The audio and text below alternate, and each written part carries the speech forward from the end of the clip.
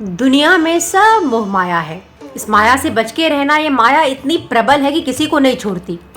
कई बार आपने ऐसा सुना होगा, कई बार आपने यही वाक्य दूसरों पर भी फेंक के मारा होगा, दूसरों को भी कहा होगा।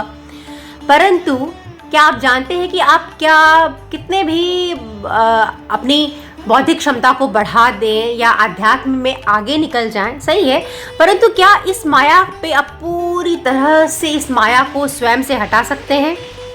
चलिए, अब मैं आपको ये प्रसंग सुनाती हूँ महाभारत से। धृतराष्ट्र जो थे, दुर्योधन के पिता, उनके ऊपर मोह माया, अपने पुत्रों की मोह माया इतनी प्रबल थी कि इससे पूरे धृतराष्ट्र के वंश का ही समाप्ति हो गई, उनके वंश की। अब सोचिए, ये धृतराष्ट्र की चेतना है, उनकी कॉन्शियसनेस है, हाँ, उनकी सोचने समझने की शक्ति है, और ये रहा हमारा माया। धीरे धीरे करके वो माया ने धृतराष्ट्र जी के सोचने समझने की शक्ति को ही खत्म कर दिया, और धृतराष्ट्र जी ने वो समझा नहीं और इस लोभ में आ गए, और धीरे धीरे उस मोह में फंसते धृतराष्ट्र जी की चेतना को माया ने पूरी तरह से जकड़ लिया, जिसका परिणाम यह हुआ कि उनके वंश का ही अंत हो गया। अब दूसरा प्रसंग भी रामायण से लेते हैं कि ये धर्म युद्ध में अर्जुन जी खड़े हैं और सामने उनका परिवार है, उनको बाण चलाना है, इतने बड़े योद्धा थे, और वह कृष्ण से कहता है कि नहीं, मैं तो नहीं मारूंगा, मैं तो बाण चलाऊंगा ही नहीं, कोई मेरे भाई है, कोई मेरे गुरु है, मैं ऐसा क्यों करूं, मैं अपने परिवारजनों को मार के उनकी लहू से मैं ये राज्य लेके करूंगा क्या? सुनने में बड़ा वैलिड लगता है कि भाई सही है, परंतु तभी भी माया ने अर्जुन के चेतना को जकड़ लिया। जब मोह माया ने, जब वो अपने परिवार को अपने सामने पाते हैं, पूरी तरह से माया ने उन्हें जकड़ लिया। लेकिन ही वॉज लकी एनफ, क्योंकि उनके साथ कृष्ण थे। कृष्ण ने उनकी माया के पर्दे को हटाया गीता का उपदेश देकर। अगर वहां कृष्ण नहीं होते तो प्रोबेबली अर्जुन हार जाते और कौरवों की जीत होती। धर्म का तो जीत होता ही नहीं, परंतु इस माया ने अर्जुन को जो जकड़ा तो कृष्ण ने उसे हटाया। परंतु मैं, आप, आर वी सो लकी कि हम पर जब माया ऐसी जाल बिछाएगी तो कृष्ण हमें बचाने आएंगे। पता नहीं, हो सकता है किसी रूप में बचाने आ जाए, पर हो सकता है ना भी हो। तो हम क्या करें?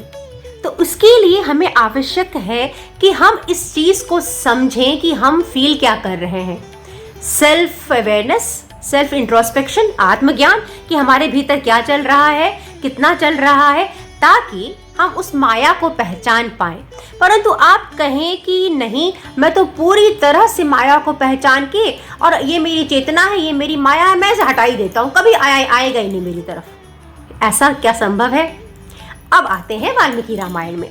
तो वाल्मीकि रामायण के अरण्य कांड के दूसरे सर्ग में राक्षस विराट की कहानी आती है। राक्षस विराट बहुत खतरनाक है, और उसे यह शक्ति मिली हुई है ब्रह्मा जी से कि उसके शरीर को कोई भेद नहीं कर सकता। ब्रह्मा जी सबको वरदान देते रहते हैं, ऐसा लगता है, तो उनको शक्ति मिली हुई है। अब बड़ा पावरफुल हो गया है विराट। इधर राम और लक्ष्मण है। राम देखते हैं कि विराट ने उनकी पत्नी सीता को जकड़ लिया है, और उसका जो सीता जी को लेकर भाव होता है वह भी पवित्र नहीं होता। वह कहता है कि राम लक्ष्मण से कि तुम दोनों जाओ, और राम जी से कहता है कि अपनी पत्नी को मेरे पास यहीं छोड़ दो, स्त्री को। तो उसके इरादे नेक नहीं होते। अब राम जी जब देखते हैं ऐसा, तो ऐसा नहीं होता है कि सीता के लिए उनका मोह उन पर हावी हो जाता है। वो एक पल के लिए टूट जाते हैं, वो रोने भी लगते हैं, आंसू भी बहाया है राम ने, और अपने मन की बातें लक्ष्मण से शेयर भी करते हैं, वो अपना दुख को प्रकट कर रहे हैं। परंतु माया को पहचान के थोड़े ही देर के बाद फिर राक्षस से मुकाबला करने के लिए शस्त्र भी उठा रहे हैं। और ये तो बात छोड़ दीजिए, चलो ये राक्षस विराट की कथा है। जब रावण उनकी पत्नी को लेके जाता है, या राक्षस विराट में क्या है कि वो देख रहे हैं सामने सीता को, परंतु जब रावण ले जाता है उनकी पत्नी सीता को, तब तो वो इतने ज़्यादा मोह उन पर आ जाता है, वो सीता से बहुत बहुत प्रेम करते हैं, और उनको कई बार उन्होंने इस चीज़ को अपनी बताया भी है वाल्मीकि रामायण में। तो क्या होता है कि वह जाके पेड़ के पत्तों से पूछने के, क्या तुमने मेरी सीता को देखा है? फूल से पूछ रहे हैं, नदी से पूछ रहे हैं, पर्वत से पूछ रहे हैं, क्या पर्वतराज आपने मेरी सीता को देखा है? तो प्रकृति के हर कोने में जाके वो पूछते जा रहे हैं सबसे कि आप बताइए मेरी सीता को देखा, आप बताइए मेरी सीता को देखा है। तो क्या यह मोह नहीं है? और वो इतने टूट जाते हैं कि लक्ष्मण से कहते हैं कि लक्ष्मण, यदि सीता नहीं मिलेगी तो तुम अयोध्या चले जाना, परंतु मैं अपनी विदेही नंदिनी के बिना मैं नहीं जाऊंगा अयोध्या, मैं उसके बिना जीवित नहीं रह सकता, तुम चले जाना।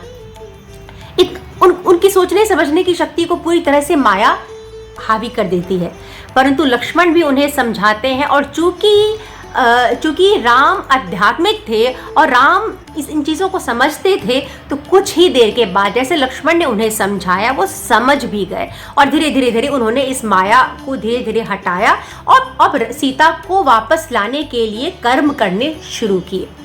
तो ऐसा नहीं है कि माया हम पर आप पर आएगी नहीं। जब तक हमारा ये शरीर है, भौतिक शरीर है, तब तक माया रहेगी, आएगी भी, परंतु यह आवश्यक है हमें कि हम उसे समझें, उसे नियंत्रण में रखें और धृतराष्ट्र ना बन जाएं इस माया में। ये वीडियो आपको कैसा लगा मुझे अवश्य सूचित करिएगा और आप जिस भी टॉपिक पे वीडियो सुनना चाहते हो मुझे बताइएगा।